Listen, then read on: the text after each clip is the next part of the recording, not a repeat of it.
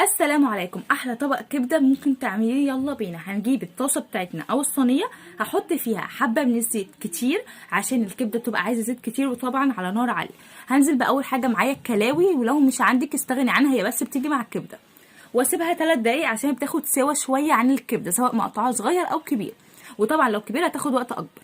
وبعد كده بنزل بالكبده اللي معايا، بقلبها لما بتغير لون عشان ما تنزلش دم او ميه. بعد كده بنزل عليها ببصلايه، اديها تقليبه، ما بقلبهاش كتير، واعمل بقى فراغ في النص او في الجنب، وانزل عليها بحبه حلوين من التوم عشان تديني التطعيمه والريحه الحلوه اللي تجيب اخر الشارع.